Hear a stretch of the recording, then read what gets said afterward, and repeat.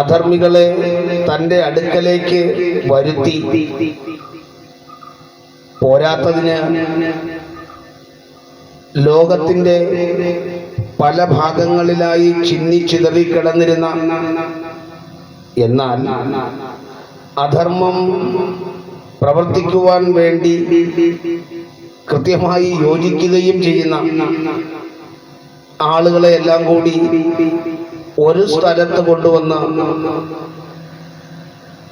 ആ അധർമ്മഭാവങ്ങളെ മുഴുവൻ ഒരു ഭാഗത്താക്കി ആ അധർമ്മികളിൽ കൂടി അധർമ്മത്തെ ഇല്ലാതാക്കിയ ശ്രീകൃഷ്ണ ചരിതമാണ് ശ്രീമദ് ഭാഗവതത്തിൽ വിവരിക്കുന്നത്.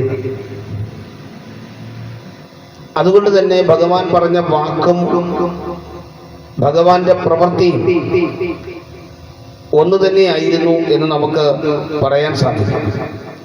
ശ്രീകൃഷ്ണ ഭഗവാൻ അവതാരത്തെ പറ്റിയും അവതാര ലക്ഷ്യത്തെ പറ്റിയും അവതാര കാരണത്തെ പറ്റിയും പറയുന്നത് സാധു സംരക്ഷണത്തിനും ധർമ്മ പുനഃസ്ഥാപനത്തിനുമാണ് കാലാകാലങ്ങളിൽ അവതാരമുണ്ടാകുന്നത് എന്നാണ്. ഭഗവത്ഗീതയിലെ 4-ാമത്തെ അധ്യായത്തിൽ 7ഉം 8ഉം ശ്ലോകങ്ങളിൽ കൂടി ശ്രീകൃഷ്ണ ഭഗവാൻ തൻ്റെ അവതാര ലക്ഷ്യത്തെപ്പറ്റി അർജുനനോട് പറയുന്ന കൂട്ടത്തിൽ വ്യക്തമാക്കുന്നുണ്ട്. യഥാ യഥാ ഹി ധർമ്മസ്യ ഗ്ലാനിർഭവതി ഭാരത അഭ്യുത്ഥാനമധർമ്മസ്യ തദാത്മാനം സൃജാമ്യഹം പരിത്രാണായ സാധൂനാം വിനാശായ ച ദുഷ്കൃതാം ധർമ്മ സംസ്ഥാപനാർത്ഥായ സംഭവാമി യുഗേ യുഗേ. അപ്പൊ ഇവിടെ സാധുക്കളെ ത്രാണനം ചെയ്യുകയും അധർമ്മം ഉയർന്നു നിൽക്കുമ്പോൾ ആ അധർമ്മത്തെ അമർച്ച ചെയ്ത് ധർമ്മത്തെ ഉയർത്തി പുനഃസ്ഥാപിച്ച് സാധുക്കൾക്ക് ഈ സമൂഹത്തിൽ ആനന്ദത്തോടുകൂടി ജീവിക്കുവാനുള്ള അവസരമൊരുക്കുകയും ചെയ്യുക എന്ന അവതാര ലക്ഷ്യമാണ് ഭഗവാൻ ശ്രീകൃഷ്ണൻ നിർവഹിച്ചത്. അത് വിവിധ ദേശങ്ങളിൽ ആയിരുന്നു എന്നതാണ്. മധുരയിൽ കാരാഗൃഹത്തിൽ ജനിച്ചു, അമ്പാടിയിൽ വളർന്നു, ഗോകുലത്തിലും വൃന്ദാവനത്തിലും ലീലകളാടി, അവിടെ നിന്നും പിന്നീട് തൻ്റെ അവതാര ലക്ഷ്യങ്ങളിൽപ്പെട്ട പല അധർമ്മികളെയും തൻ്റെ അടുക്കലേക്ക് വരുത്തുകയാണ്. പൂതന മുതൽ ശകടാസുരനും ബകാസുരനും വ്യോമാസുരനും തൃണാവർത്തനും തുടങ്ങി ധാരാളം അധർമ്മികളെ, അല്ലെങ്കിൽ അധർമ്മത്തിന് കൂട്ടുനിന്നവരെ, അധർമ്മത്തെ വളർത്താൻ കൂട്ടുനിൽക്കുന്നവരെയും അധർമ്മികളുടെ പക്ഷത്ത് മാത്രമേ കാണാൻ നമുക്ക് സാധിക്കുകയുള്ളൂ. ഇത്തരത്തിൽ അവരെയൊക്കെ വൃന്ദാവനത്തിലേക്കും ഗോകുലത്തിലേക്കും അമ്പാടിയിലേക്കുമൊക്കെ വരുത്തി ബാലലീലകളിൽ കൂടി അവരെ വകവരുത്തി എന്ന് പറയുമ്പോഴും അവരിൽ ഉണ്ടായിരുന്ന അധാർമികതയെ നീക്കി, ഇപ്പൊ പൂതനയെ തന്നെ നമുക്കറിയാം, തന്നിലേക്ക് ചേർക്കുകയാണ് ഭഗവാൻ ചെയ്തത്.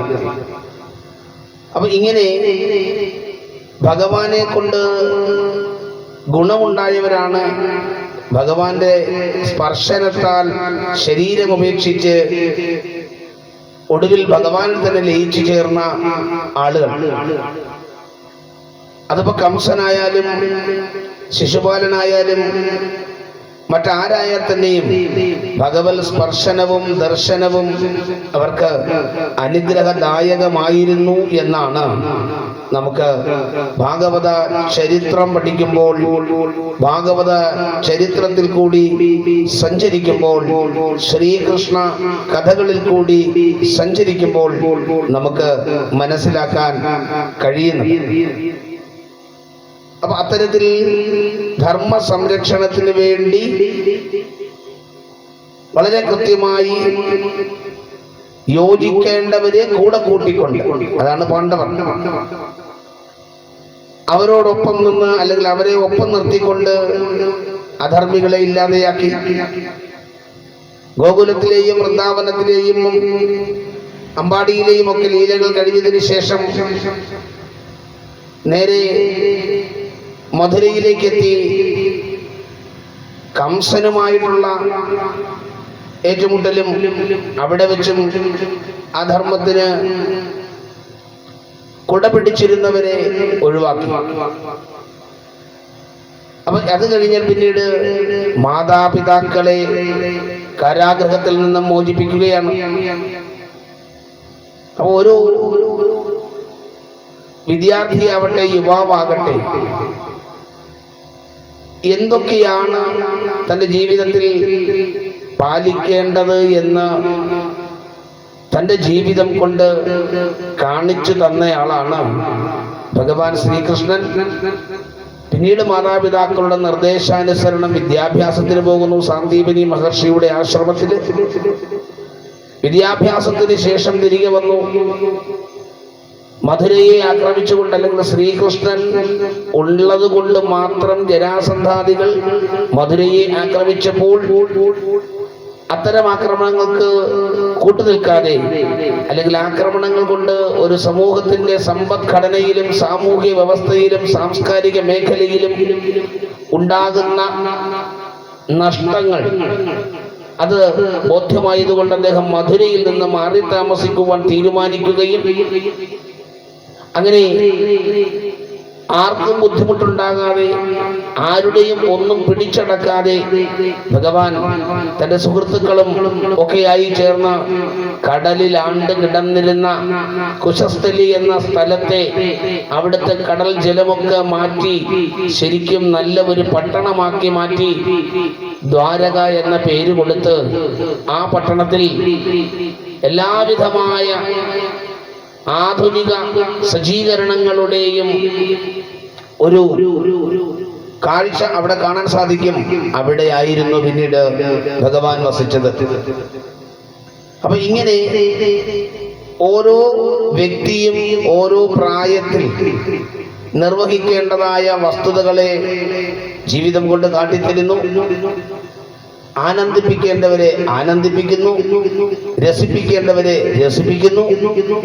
ഇങ്ങനെ ജീവിതത്തിൽ എപ്പോഴും ദുഃഖത്തിന് മാത്രം കാരണമാകുന്ന സംഭവങ്ങൾ നിരന്തരം ഉണ്ടായപ്പോഴും അല്പം പോലും ദുഃഖത്തിന് അവസരം കൊടുക്കാതെ എല്ലാറ്റിലും സന്തോഷത്തെ കണ്ടെത്തി ദുഃഖത്തെ അകറ്റി നിർത്തി സംതൃപ്തമായ ശൈവ അല്ലെങ്കിൽ ശൈശവ, ബാല്യ, കൗമാര കാലഘട്ടം, യൗവന കാലഘട്ടം നമുക്ക് കാട്ടിത്തന്ന മാതൃകാ ഭാവമാണ് ഭഗവാൻ ശ്രീകൃഷ്ണൻ.